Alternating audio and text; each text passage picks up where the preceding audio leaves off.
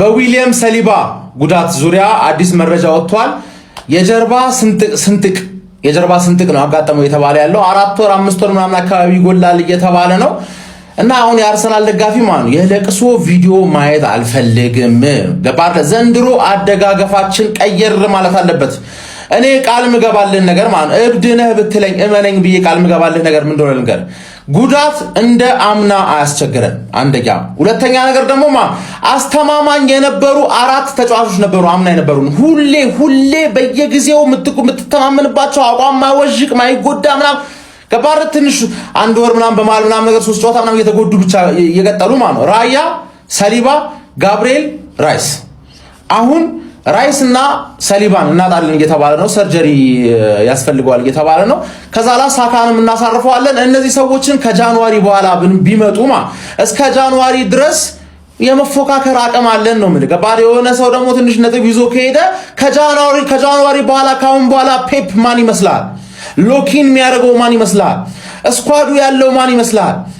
ዊሉ ያለው ልምዱ ያለው ማን ይመስላል? ብቸኛ ፕሪሚየር ሊግ ዋንጫ ያለው አሰልጣኝ ከ20ውን ቡድን አርቴታ ብቻ።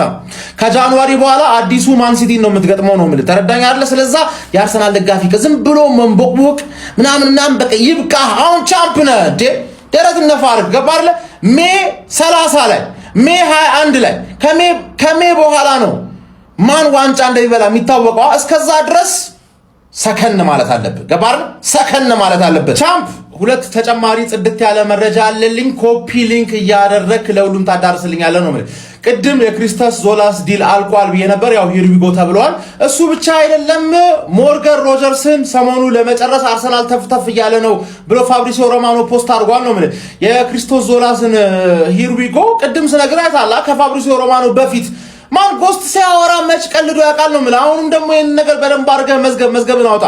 ቃል ይሄን ያዝልኝ ሰዓቱ የቤርታ ነው ማለት ገባር ጌም ኦፍ ትሮንስ ላይ አወር ኦፍ ዘ ውልፍ የሚባል ነበር። አሁን እዚህ ጋር አወር ኦፍ ቤርታ ትለዋለህ።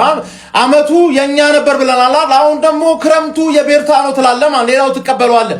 እኔ ምልሽ ማለት አዳሜ ስለ አርሰናል ቪዲዮ ምናምን እንትን አንተ እኛ ቻምፒየን ሆነን ማለት እንዴት አላስፈረምሽ ምናምን ብላችሁ ቪዲዮ የሰራችሁ ሰዎች ሼባው ማን አስፈረመ?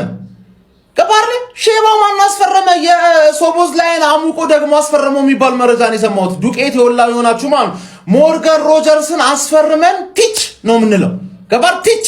ከዚህም በላይ ነበር አማርኛ የምንችለው ገባር። ቪኒሺየስ ጁኒየር አልጣላ ያለ አስቸገረ።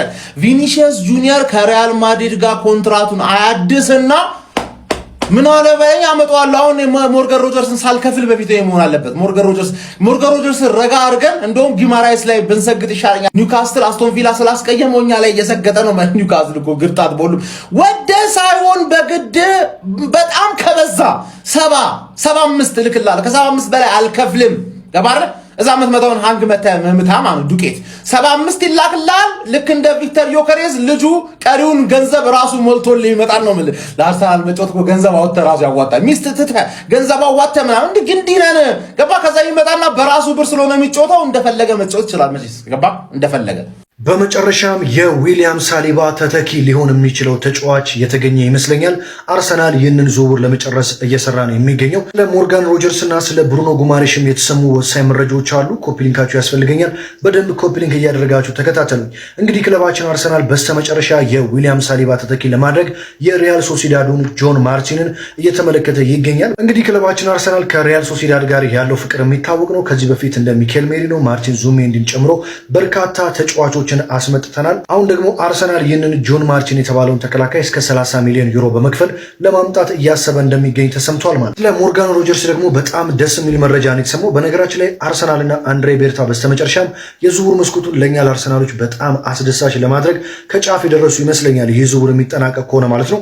ታዲያ ሞርጋን ሮጀርስ ለአስቶን ቪላዎች አርሰናልን መቀላቀል እንደሚፈልግ ግልጽ እንዳደረገላቸው ተሰምቷል። ይህንን ማሳወቁ ታዲያ በአርሰናልና በአስቶን ቪላ መካከል የሚደረጉ ድርድሮች ቀለል እንዲሉ አድርጓቸዋል። አስቶን ቪላ እስከ 130 ሚሊዮን ፓውንድ እየጠየቀ ቢገኝም አርሰናል ግን እስከ 110 ሚሊዮን ፓውንድ አካባቢ ዝውውሩን እንደሚጨርሰው ተማምኗል ማለት ነው።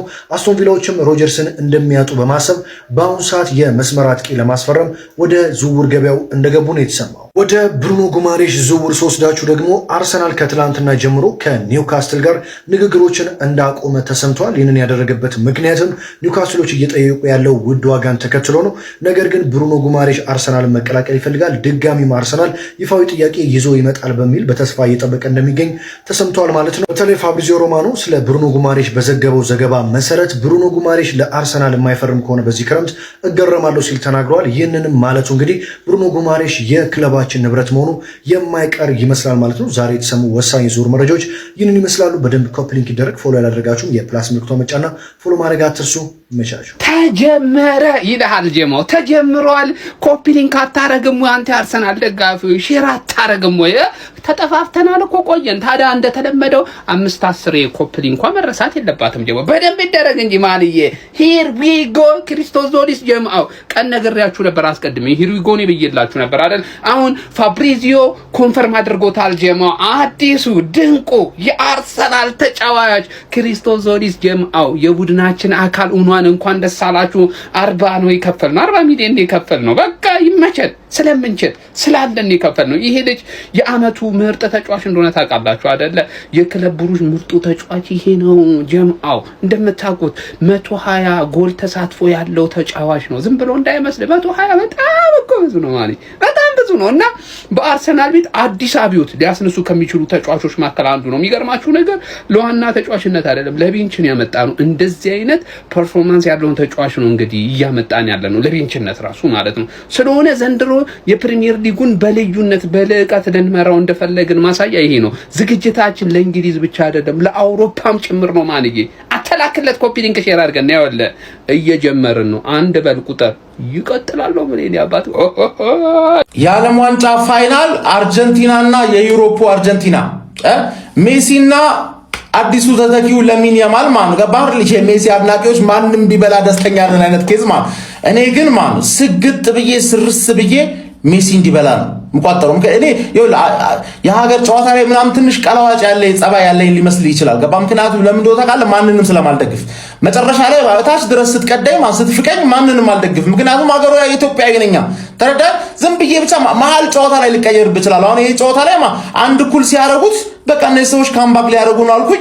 ሲደግሙ ማን ነው ምቅር ሊለኝ ደስ ነው ያለኝ። እንደው ጭራሽ ማን ነው ይሄ ሰውዬ በ39 ዓመቱ አባቴ በ39 ዓመቱ ገባር ነው። አርጀንቲና ይሄን ዓለም ዋንጫ መብላት አለባት። ከእንደገና ደግሞ ያረጀ ቲም ነው ኦቨርሬትድ ቲም ነው ምናምን ያልኳቸው ነገሮች እንዳለማ እነዚህ ነገሮች ይዘው ራሱ ስፔንን የማሸነፍ አቅም አለባቸው። ግራንትድ ስፔን ቀላል ቡድን አለች ምን ነው የምልህ ከባድ ቡድን ግን ስቲል የማሸነፍ ቡድን አለው። ምክንያቱም ማለት አንድ ሜሲ አለ፣ ሁለተኛ ነገር ደግሞ ሌላው እንዳለ ደምና ወኔ ያለው ይሄ ራሱ ወኔና ደም ያለው አቨሬጅ ተጫዋች ምንም ሞራል ከሌለው ሚችል ተጫዋች 100% ይሻላል ማለት ገባር። ወኔና ደም ያለ አቨሬጅ ተጫዋች ቪኒሺየስ ጁኒየርና ኤምባፔ ሊሻሉ ይችላሉ ነው ማለት ባጭሩ። ስፔን ትላንት እነ ኦሪዛባል እና እነ ኦልሞ ያሳዩን ሰው ነገሮች ማለት ገባር። ለኦልሞ ኦሊሴን ወሊሶ ነው ያደረገው። የባለፈው የትላንት ፎቶን አይታችሁታል አይደል?